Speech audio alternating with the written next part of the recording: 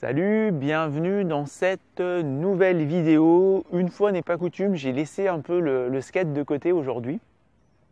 Et j'avais envie de faire une vidéo sur ma représentation de la préparation mentale, ma vision de la préparation mentale. Tout simplement parce que, bon, tu sais que le titre de préparateur mental n'est pas un titre qui est reconnu. On peut donc penser qu'il y a plusieurs façons de se former à la préparation mentale, qu'il peut y avoir d'une certaine façon des préparations mentales et aussi des préparateurs mentaux. Et on est forcément, tu sais, dans notre communication, on est forcément dans de l'affichage. Mon métier, moi, c'est pas de faire des vidéos, c'est pas de tenir une page Facebook ou une chaîne YouTube. Par contre, c'est un moyen de communiquer sur mon métier et ça m'est bien utile.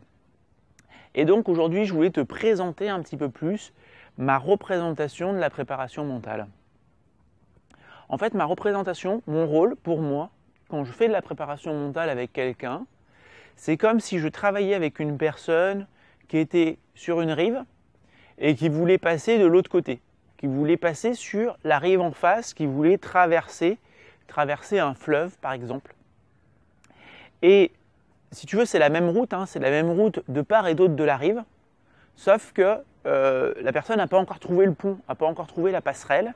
Et mon rôle, d'une certaine façon, c'est d'aider cette personne à passer de l'autre côté, à aller plus loin, à poursuivre sa route et à aller donc vers son objectif.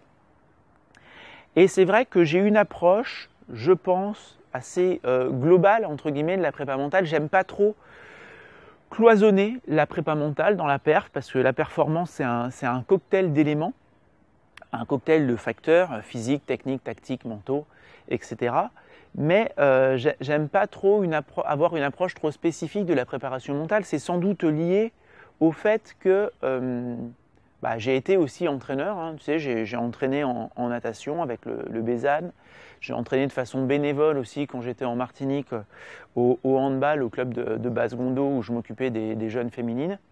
Et du coup, puis j'ai aussi mon DU en prépa physique. Et du coup, j'ai une approche assez globale de la prépa mentale. Je me rends compte aussi, dans ma représentation de la prépa mentale, je me rends compte que c'est absolument pas tabou de faire de la préparation mentale. Alors tu vas me dire, heureusement, mais dans le même temps, quand je discute avec des sportifs, quand je discute des fois avec d'autres préparateurs mentaux ou quand je vois d'autres sites pour m'informer, je me rends compte que ce côté tabou est des fois véhiculé aussi par les préparateurs mentaux qui vont dire, on peut faire de la préparation mentale ensemble, mais bien entendu, ça va se faire en toute discrétion. Personne ne saura qu'on a travaillé ensemble, etc., etc. Et bien sûr que ça doit se respecter quand c'est une demande du sportif. Par contre, je ne sais pas si ça doit être un point de départ, un postulat de départ, parce que je considère, moi, qu'il n'y a aucune honte à faire de la prépa mentale, que c'est plutôt un aveu d'intelligence, selon moi, de se dire, j'ai compris quels étaient tous les facteurs de la performance. Étant sportif professionnel ou étant un sportif amateur très ambitieux qui a envie vraiment d'aller le plus haut possible, bien entendu qu'il est utile de bosser son mental, puisque je sais que le jour de la compète, le mental joue, a une part non négligeable dans la performance, mais que ça peut aussi se travailler sur des temps d'entraînement, voire sur des temps de récupération aussi, où mon mental, ma préparation mentale, peut m'aider par exemple à récupérer plus rapidement, à passer à un autre projet plus rapidement si j'estime que c'est un échec, entre guillemets, à me projeter sur l'étape suivante, etc., etc. Et donc, dans ce cas-là, je ne vois pas pourquoi est-ce qu'il faudrait que ça soit un tabou de faire de la préparation mentale. Je constate aussi que, si tu veux, il peut y avoir le risque aussi, par rapport à la prépa mentale, des fois de dire en fait, c'est celui qui a le plus gros mental qui va gagner, c'est celui qui est le plus en mode guerrier.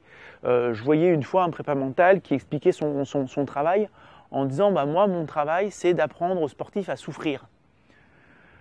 Moi, ça, c'est pas mon travail, quoi. Moi, mon travail, c'est, comme je te l'ai dit, à la limite, de le faire passer d'une rive à l'autre, de traverser le fleuve et de poursuivre sa route, parce qu'à un moment, on est un peu limité par des croyances, par des problèmes de confiance en soi, de concentration, de gestion des émotions, de gestion du stress, etc. Et donc, dans ces conditions, moi, mon travail, c'est de donner les outils aux sportifs pour qu'ils soient le plus performants. Mais je ne vais jamais te dire, bah moi, mon métier, c'est de t'apprendre à souffrir.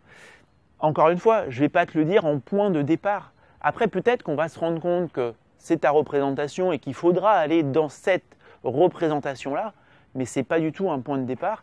Et en aucun cas, je te dirais à chaque fois, bah moi, mon travail, c'est d'apprendre aux gars à souffrir pour être le plus performant. Je peux t'assurer qu'il y a certains sportifs avec lesquels je bosse actuellement, si je leur dis mon travail, c'est de t'apprendre à souffrir, je pense qu'on ne va pas bosser longtemps ensemble. Et pourtant, ils sont très performants, mais ce n'est pas la représentation qu'ils ont de la performance. Et je pense que quand on est un préparateur mental, on doit faire très attention à ne pas projeter nos représentations sur les sportifs avec lesquels on collabore. Ce qui ne veut pas dire qu'on n'a pas de représentation, ce qui ne veut pas dire qu'on n'a pas de croyance. Mais quand je travaille avec quelqu'un, je ne suis pas payé pour lui donner mes représentations, plutôt pour comprendre les siennes et voir de quelle façon on peut s'en accommoder, les exploiter ou peut-être les détruire, hein, faire ce qu'on appelle de façon un peu pompeuse de la restructuration cognitive pour changer ces représentations. Mais voilà, je sais qu'on est plein de préparateurs mentaux et on est, je pense, de plus en plus à être bien formés, ce qui me paraît aussi très important de le dire. On est de plus en plus bien formés avec de l'expérience, avec des connaissances à faire valoir, mais c'est juste qu'en effet, il existe peut-être plusieurs préparations mentales, encore une fois, parce qu'il n'y a pas forcément un cursus clairement identifié pour se dire préparateur mental. Mais voilà, pour moi, l'objectif de mon métier, c'est de permettre aux sportifs de trouver les outils pour aller le plus loin possible dans ces projets. Voilà, on a traversé tout le pont, on a donc traversé on est passé de l'autre côté de la rive et je te dis à très bientôt. J'espère que cette vidéo t'aura plu et t'aura un petit peu éclairé. À plus, bye bye.